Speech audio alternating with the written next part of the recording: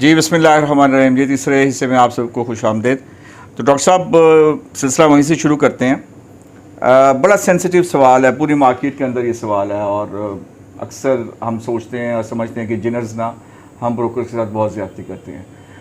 वो क्या समझते हैं कि हम ब्रोकर्स बैंक भी हैं, हम ब्रोकर्स मिलों के मालिक भी हैं और हमारे हाथ में सब कुछ है, हम चाहें तो उनके गंदे माल को भी पास करवा दें। डॉक्टरी की एक बहुत बड़ी लानत इस मार्केट में आ चुकी है और उसमें ब्रोकर्स भी इन्वॉल्व हैं, उसमें जिनर्स भी इन्वॉल्व हैं। अब तो ज़्यादा जिनर्स देखते हैं, कम ब्रोकर्स देखता हूँ। वेस्ट एक बहुत बड़ा पॉइंट आ गया जिसमें इलाके आपकी भी नॉलेज में होंगे कि जिनर्स ने वेस्ट मिक्स करना शुरू कर दिया है, जो कि मैं समझता हूँ कि इससे बड़ी बदइत्तेमादी बेईमानी नहीं हो सकती। पहले ट्रैश, अब ट्रैश ज़्यादा कर देते हैं, उसके भी पैसे मांगते हैं। और शुरू में लोअर सिंध में जो सबसे बड़ा इशू आता है वो पानी का आता है, मॉइस्चर का आता है। मॉइस्चर पे मीटर उनके ख़राब हैं।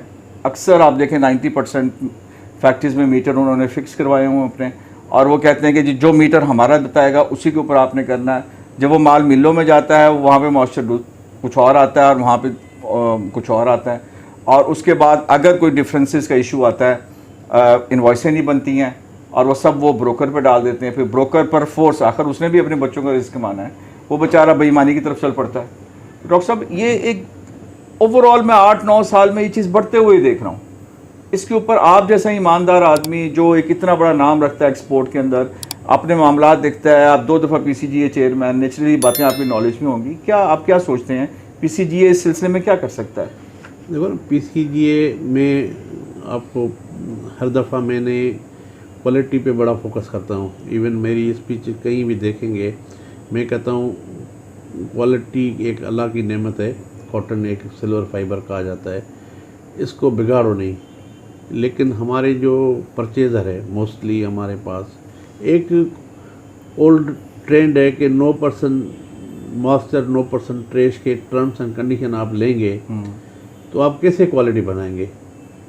एक जब आपका कॉन्ट्रैक्ट ही इसी बेसिस पे हो कि मुझे 9% ट्रेश उठानी है और 9% मॉइस्चर उठाना है, तो मैं दुनिया में रुई बेच रहा हूँ। मैं सच पूछो मेरे से रुई कोई लेने के लिए तैयार नहीं होता, यानी कि इन टर्म्स के ऊपर तो कोई नहीं तैयार होगा। नहीं, इसलिए नहीं लेते हैं। कहते हैं कि आपकी अच्छी रुई हम उधर भेजेंगे तो मिल वाला कहेगा मुझे ये भी इसी भाव में ले लो, हम कहाँ से देंगे।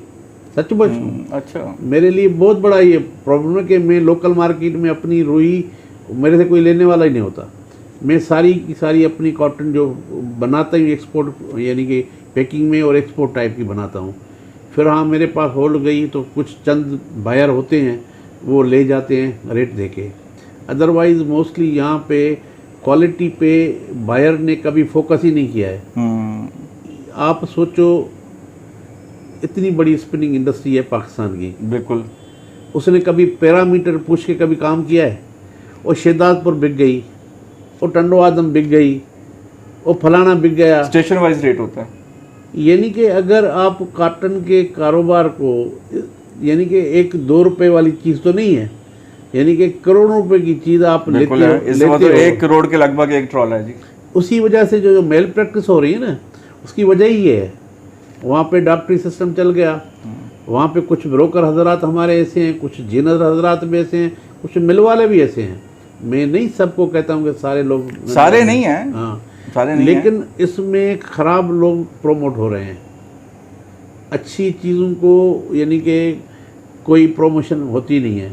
अभी मिल वाले मालकान को भी पता है, लेकिन वो उसका जो GM पे डिपेंडेंट है उनको वो रिकवरी करके दे देता है। फिर कहाँ से एक को मारेगा दूसरे को ज़िंदा रखेगा, जो पैसे देगा उनको पास करेगा, जो शरीफ आदमी जो पैसे नहीं। आप कहते हैं मिले इन्वॉल्व हैं, मिल के मालकान नहीं इन्वॉल्व हैं, लेकिन मैनेजमेंट है। बगैर, हाँ, उनके बगैर तो डॉक्टरी चल ही नहीं सकती। देखो ना, जो भी हमारे यहाँ खराबी आई है, एक तो मैं कहता हूँ जो भी कर रहा है वो अपने बच्चों का नस्ल ख़राब कर रहा है, क्योंकि ज़िंदगी में ये सारे चीज़ें होती हैं, उसका कोई लॉन्ग टर्म उनको सर्वाइवल नहीं मिलता।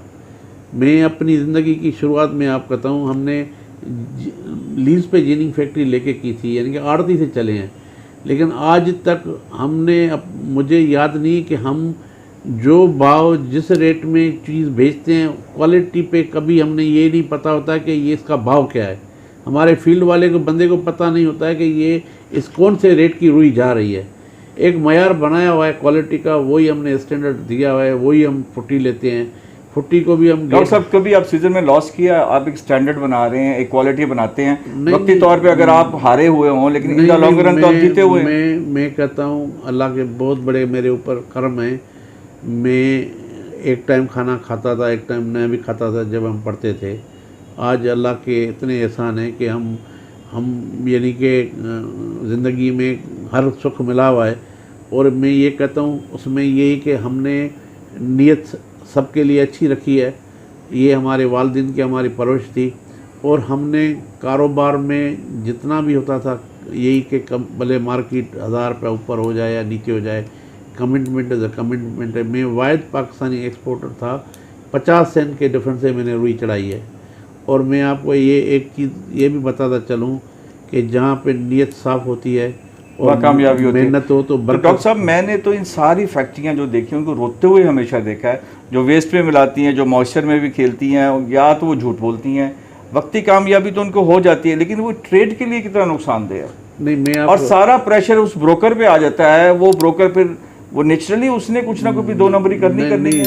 ब्रोकर तो बहुत वो बोटी बेचारे के छोटा सा ब्रोकर बेचारा नहीं है, ये खराबी ब्रोकर बीच में पैदा कर रहे हैं। अच्छा, मैं कहता हूँ देखो फिर आप उन ब्रोकरों से काम क्यों करते हैं? मैं आपको एक बात पीसीजीए रिकॉग्नाइज करे उन ब्रोकरों को। मैं कहता हूँ ईमान देखो ना, मैं कहता हूँ ईमान हर कोई अपना काबू करे। अगर मैं अपना ईमान ख़राब करूँगा, मैं इल्ज़ाम दूसरे पे लगाऊँ। सही है। आज तक मैं जो भी चीज़ होती है ना, मेरे जो भी बायर होते हैं उनको कहता हूँ पहले चीज़ देख लो, जो भी रेट लगाओ as it is where it is, आपको समझ में आती है यहीं पे फाइनल करो। फिर मिल में लेके जाओ, फिर कहो कटौती है, वो बात ही नहीं है। अगर कारोबार को आप पर ये जो प्रोसीजर सबके लिए नहीं है ना, आपके लोग मान लेते हैं क्योंकि उनको पता है ये जो आदमी कह रहा है ये ठीक कह रहा है। मैं आपको एक बात बताऊं, इसके वजह ये है कि हमारे जो लोग यानी कि मेल प्रैक्टिस करने वाले, मैं आपको बात बताऊं, बहुत बढ़ गए ये कि उनको ईमान अल्लाह पे नहीं है।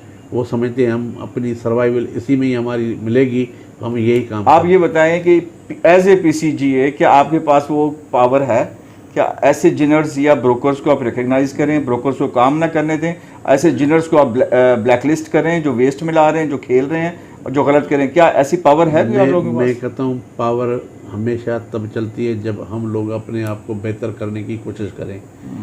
सोच हमने अगर ब्रोकर हजरात या मिल वाले या जिनर आपस में मिल के बैठेंगे तो आप एक जो सही रास्ता है ना, दुनिया से हम कारोबार करते हैं ना, ट्रेड करते हैं, वो पैरामीटर रख के हम काम करेंगे तो उसमें मेरे ख्याल में ये हर बंदे के लिए बेहतर है। ये तो नहीं कि खाली ब्रोकर वो जो ख़राब काम कर उसको भी रोज़ी मिलेगी। अगर साफ सुथरा काम होगा तो क्यों नहीं उसको। इस कारोबार के तो 3 पिलर है ना, मैं देखता हूँ पीसीजीए, एप्टमा और ब्रोकर्स की कोई बॉडी नहीं है।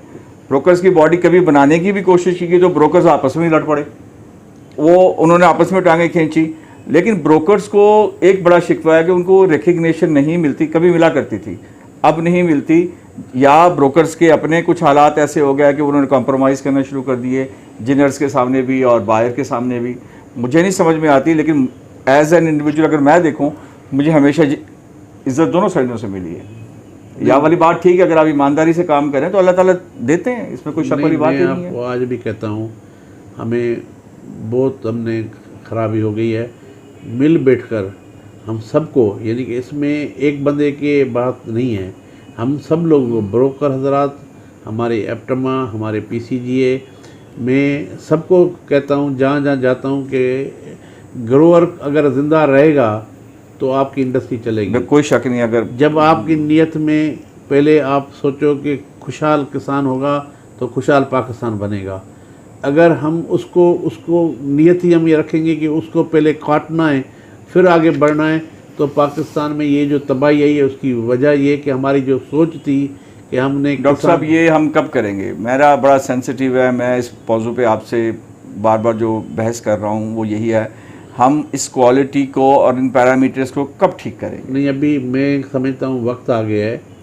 आप जैसा दबंग आदमी अगर ये काम नहीं कर सकता, जिसका इतना बड़ा नाम है, फिर तो मैं नहीं समझता कि मैं कोई और भी कर सकता। इंशाल्लाह सब भाइयों को एक जगह पे बिठाकर एक मुश्तरका एक इकट्ठे होकर पाकिस्तान की बेहतरी के लिए, अपनी इंडस्ट्री की बेहतरी के लिए। क्या आप थोड़ी सी जो कॉटन भी पैदा कर रहे हैं उसकी भी इज्जत नहीं रह गई?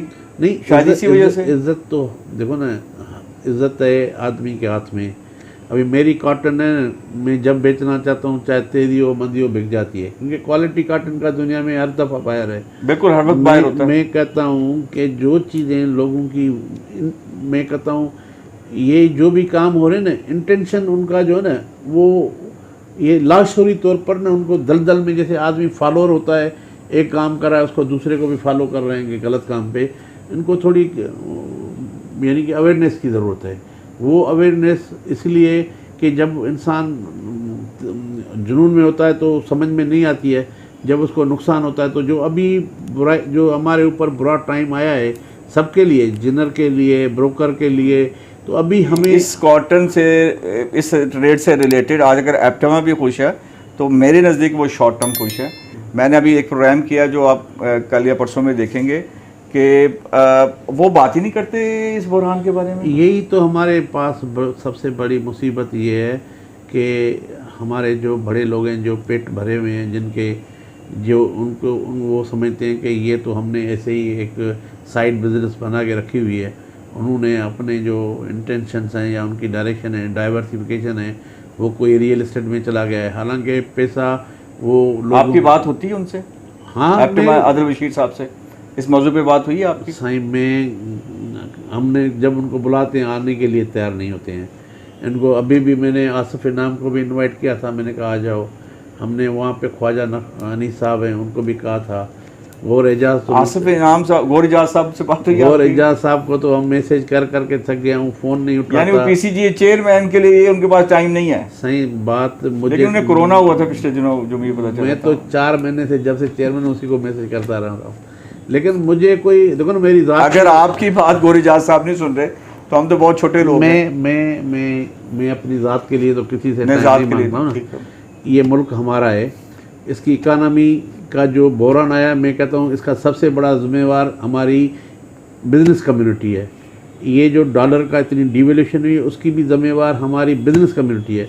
उनको जो परफॉर्म करना था, उनको जो डिलीवर करना था, वो बिज़नेस कम्युनिटी। आसिफ इनाम साहब तो बहुत मूविंग आदमी है, वो नहीं, बड़े बड़ा कंट्रीब्यूशन करते हैं। बंदा बड़ा अच्छा है, लेकिन टाइम देना, प्रैक्टिकल बनना जो है ना, बहुत मुश्किल काम है। अपना टाइम दे के ही आप अपने बेहतरी के लिए आप आगे बढ़ सकते हैं। बहरहाल ये बड़ा लम्हा फ़िक्री है एप्टमा के लिए। अगर वो वक्ती तौर पे समझते हैं कि जी वो इंपोर्ट करके कामयाब रहेंगे, तो इन द लॉन्गर रन में बार बार वार्न करता हूँ, छोटा सा आदमी हो, पाँच ज़कात बाद एक छोटा आदमी भी सेंस की बात कर रहा हो तो सुन लेना चाहिए। तो मुझे नहीं लगता कि अगर हम कॉटन प्रोडक्शन से बाहर निकल जाएंगे तो किसी वक्त भी, जिस तरह के पॉलिटिकल हालात में हम हैं और स्ट्रेटेजिक कंडीशंस में हम रहते हैं और वर्ल्ड का कितना प्रेशर हम पे रहता है मुख्तलिफ़ चीज़ों से, तो किसी वक्त भी कोई बुरी खबर कहीं से भी आ सकती है। बहरहाल अल्लाह ताला बचाए। अच्छा डॉक्टर साहब, मुझे एक बात बताएं, मेरी एक गुजारिश आपसे है, पीसीजी कब ताकतवर इदारा बनेगा जहाँ पे वो अपने मेंबर्स को भी कंट्रोल कर लेगा? ये बहुत ताकतवर है, अभी आपको नज़र नहीं आ रहा? मेरा एक सवाल आप सुन लें, फिर आपको बड़ा मज़ा आएगा जवाब देने का। पीसीजी ने लास्ट टाइम हड़ताल दी, कोई टैक्सेशन का इशू था, एक दिन फैक्ट्री वालों ने मारा, अगले 10 दिन की हड़ताल थी, अगर आपको याद हो। मैं आपको तो उसके बाद मैं एक बात, मैं कभी इस टाइप के फेवर में हूँ नहीं। अच्छा, क्योंकि प्रैक्टिकली काम वो, क्योंकि हम पढ़े लिखे लोग हैं, हम कारोबारी लोग हैं, ये मुल्क हमारा है, इसको बेहतर करना है।